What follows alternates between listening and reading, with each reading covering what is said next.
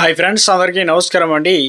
తెలంగాణ రాష్ట్ర వ్యాప్తంగా ఉన్నటువంటి ఆసరా చేయుత పెన్షన్ లబ్ధిదారులకు సంబంధించి ప్రభుత్వం నుంచి భారీ శుభవార్త చెప్పడానికి సిద్ధమైనట్లు ఒక అప్డేట్ అయితే రావడం జరిగిందండి. చాలామంది ఎదురు చూస్తున్నట్లుగానే పెన్షన్ల పెంపు ఎప్పటి నుంచి ఉండబోతుంది. అయితే ప్రభుత్వం ఇటీవల కాలంలో తెలంగాణ రాష్ట్ర వ్యాప్తంగా పెన్షన్లకు సంబంధించి ఏదైతే ఆసరా పెన్షన్లకు ఆధార్ కార్డు లింక్ లేని వారికి నోటిఫికేషన్ రూపంలో నోటీసులు అయితే అందిస్తున్నారు. దాంతోపాటు పెన్షన్ల పెంపు ఎప్పటి నుంచి ఉండబోతుంది, కొత్త పెన్షన్లు ఎవరెవరికి ఉండబోతున్నాయి, దాంతోపాటు ఇప్పటికే దాదాపు వీరికి సంబంధించి చూసుకున్నట్లయితే ఇలాంటి డాక్యుమెంట్లు అనేది సిద్ధం చేసుకోవాలన్నమాట. ఆ వివరాలు ఏంటనేది ఈ వీడియోలో తెలుసుకుందామండి. తేదీ చూసుకున్నట్లయితే డిసెంబర్ 13వ తారీఖు అండి. ఈరోజు ఉన్నటువంటి టాప్ 5 ముఖ్య అప్డేట్స్ అంశాలు ఏంటనేది ఒక్కొక్కటిగా తెలుసుకునేటువంటి ప్రయత్నం చేద్దాం. వీడియోను ఎండు వరకు చూడండి, స్కిప్ చేయకుండా అర్థమవుతుంది. మరోసారిగా ఛానల్ విజిట్ చేసినట్లయితే వీడియో కింద నల్లకల్లా సబ్స్క్రైబ్ బటన్ అయితే ఉంటుంది.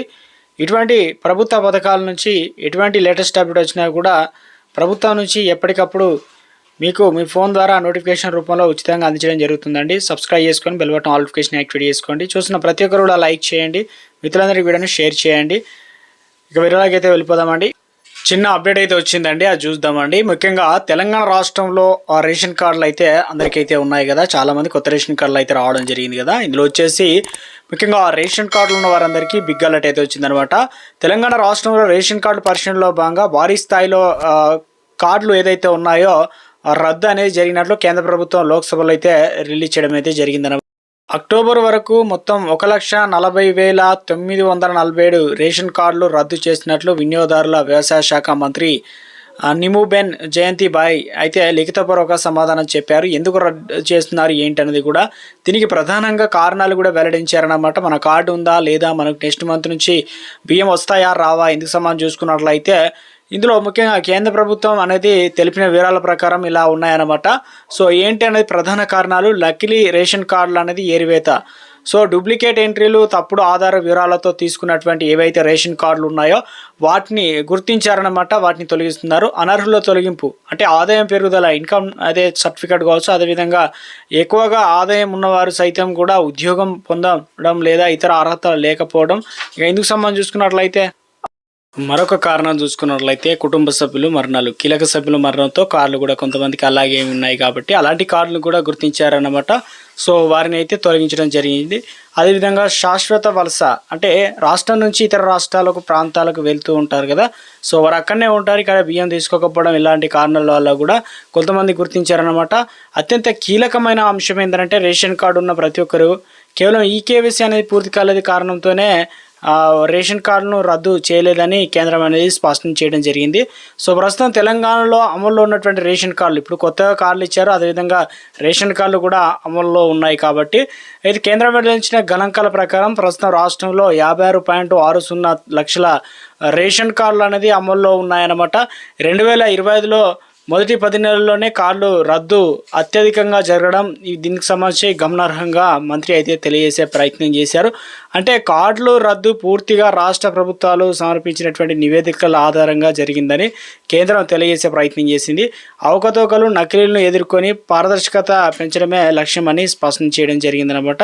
సో ఇక వీరందరి కార్డులు అయితే తొలగించారనమాట. సో ఎందుకు తొలగించారు ఏంటనేది, సో 1,40,947 కార్డులు అనేది తెలంగాణ రాష్ట్ర వ్యాప్తంగా తొలగించడం జరిగింది. ఇక నుంచి వారికి బియ్యం అనేది ఇవ్వరన్నమాట.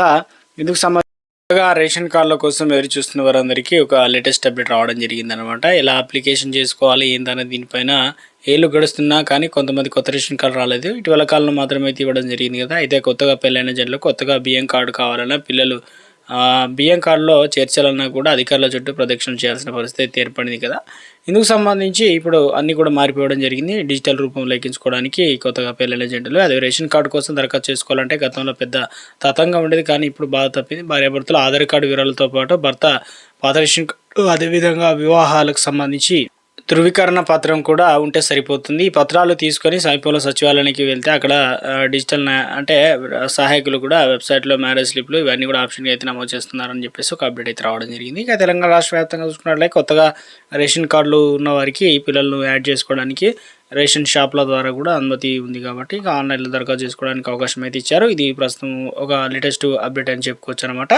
కరువు పని లేదంటే ఉపాధి హామీ పథకం కూడా అంటాం కదా! ఇందుకు సంబంధించి గుడ్ న్యూస్ అయితే రావడం జరిగిందండి. ఎవరెవరికి గుడ్ న్యూస్ ఏంటని చూసుకున్నట్లయితే ఉపాధి హామీ కూలీలకు సంబంధించి కేంద్ర ప్రభుత్వం మరో గుడ్ న్యూస్ చెప్పింది. ఇందులో పని దినాల సంఖ్య అనేది గతంలో అంటే ₹100 అనేది 100 ఉండేదన్నమాట.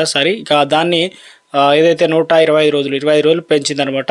ఈ మేరకు కేంద్ర కేబినెట్ అయితే సంచలన నిర్ణయాలు తీసుకున్నట్టు చెప్తున్నారు. అటు పథకానికి సంబంధించి మహాత్మా గాంధీ జాతీయ ఉపాధి హామీ పథకం అని కూడా అంటారు. అంటే కరువు పని పథకం అని కూడా అంటారు. సో ఈ పేరు అనేది మార్చారన్నమాట. సో ఏం పేరుతో పిలువబోతున్నారు ఏంటి? ఇక నుంచి పూజ బాపు గ్రామీణ రోజ్గార్ యోజనగా పేరు అనేది మార్చారనమాట. ఇందుకు సంబంధించి కనీస వేతనాలు అంటే ఒకరోజు పనిచేస్తే ఎంత డబ్బులు పడతాయి దానిపైన ఇందుకు సంబంధించి ఎంత అంటే వేతనాన్ని రోజుకు ₹240గా సవరించారనమాట. కనీసం ఇంత ఇవ్వాలనే విధంగా. సో ఈ పథకానికి సంబంధించి 2005లో అప్పటి ప్రధానమంత్రి మన్మోహన్ సింగ్ జాతీయ గ్రామీణ ఉపాధి హామీ చట్టం 2025లో పేరుతో ప్రారంభించారు. తర్వాత ముఖ్యంగా వ్యవసాయం తక్కువ ఉన్న కాలంలో జీవనోపాధి కోసం ఈ పథకంపై ఆధారపడేటట్లు కోట్లాది మంది గ్రామీణ కార్మికులకు ఈ ప్రయోజనం అనేది కలుగుతుందన్నమాట. ఇక ఈ పథకం కింద గ్రామీణ కుటుంబంలో ప్రతి వయోజన సభ్యుడు నైపుణ్యం లేని శారీరక శ్రమ చేయడానికి సిద్ధంగా ఉంటే ప్రతి సంవత్సరం కనీసం 100 రోజుల నుంచి పనికి అర్హులన్నమాట. ఇప్పుడు ఆ సంఖ్య 125 రోజులకు పెంచినట్టు చెప్తున్నారు. దీనివల్ల గ్రామీణ రోడ్లు నిర్మించడం, చెరువులు, తవ్వకాలు, నీటి సంరక్షణ కార్యకలాపాలు, నీటిపారుదల కాలువలు, ఉద్యాన ప్రాజెక్టులు, ఇతరత్ర పనులు అనేది దీనికి సంబంధించి మద్దతు ఇస్తారు. చాలామంది వెళ్ళిన వారికి అయితే తెలుస్తుంది కరువు పనికి సంబంధించి ఏ విధంగా పని ఉంటుంది ఏంటి.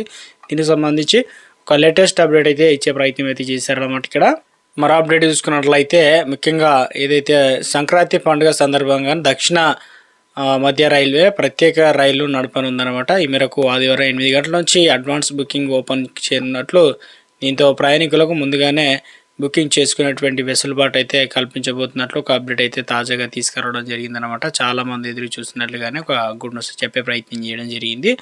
సో ఇక ఇందుకు సంబంధించి మరొక అప్డేట్ అయితే రావడం జరిగిందండి.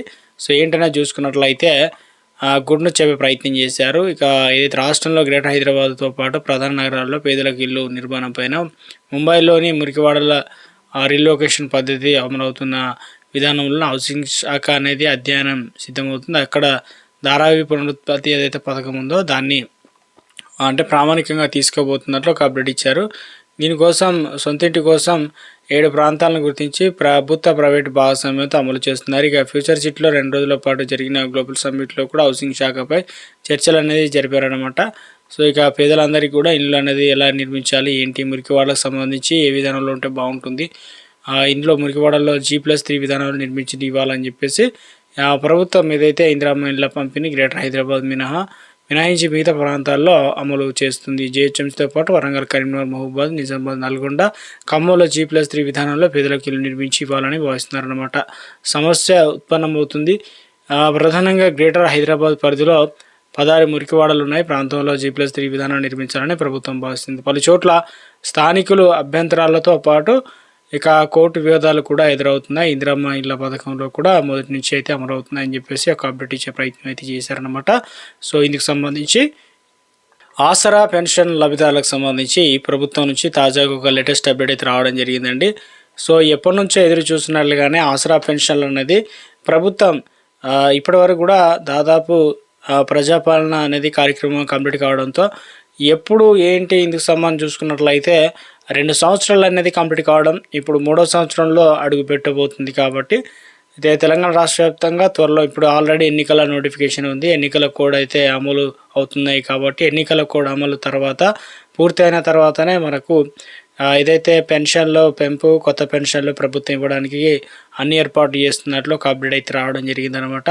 దీంట్లో ప్రధానంగా చూసుకున్నట్లయితే ప్రభుత్వం ఏదైతే ఆసరా పెన్షన్ల కోసం ఎదురు చూస్తున్నవారో రేషన్ కార్డు, అదేవిధంగా మీ యొక్క క్యాస్ట్ కావచ్చు, అదే వికలాంగులకు సంబంధించి సదరన్ సర్టిఫికేట్, UDID ఏదైతే సర్టిఫికేట్లు ఇవన్నీ కూడా తప్పనిసరి అడుగుతారు. కాబట్టి ప్రజాపాలనలో ఏదైతే దరఖాస్తు చేసుకున్న వారితో పాటు కొత్త వారికి అవకాశాలు ఇచ్చే ఛాన్స్ ఉంది. ఇప్పుడే వెరిఫికేషన్ సంబంధించి నడుస్తుందన్నమాట. సో ఈ ప్రాసెస్ మొత్తం కంప్లీట్ అయిన తర్వాతనే సో తెలంగాణ రాష్ట్ర వ్యాప్తంగా పెన్షన్లకు సంబంధించి పెంపు అనేది ఉండే అవకాశాలు అయితే ఉన్నట్లు అప్డేట్స్ అయితే ఉంటుంది అనమాట. ఇలా పెన్షన్లు ఎప్పటి నుంచి అందించబోతున్నారు ఏంటి అనేది దీనిపైన చాలామంది ఎదురు చూస్తున్నారు. సో ప్రభుత్వం దీనిపైన తాజాగా వచ్చేసి త్వరలోనే నిర్ణయం తీసుకునే అవకాశాలు అయితే ఉన్నట్లు అప్డేట్స్ అయితే ఉంటుంది అనమాట. సో ఈ నెల మ్యాక్సిమం అదైతే 2016 రూపాయలు 4016 రూపాయలు చేయడం, దాంతోపాటు 6016 రూపాయలు కోసం అయితే ఆసరా పెన్షన్ లబ్ధిదారులు అయితే ఎదురు చూస్తున్నారు. చూడాలి ప్రభుత్వం దీనిపైన ఎలాంటి నిర్ణయం తీసుకుందో. అఫీషియల్గా మనకైతే ఆ జియో అయితే రిలీజ్ చేయబోతున్నారు అనమాట. ఆ వివరాలు వచ్చిన వెంటనే మీకు వీడియో రూపంలో అందించడం అయితే జరుగుతుందన్నమాట.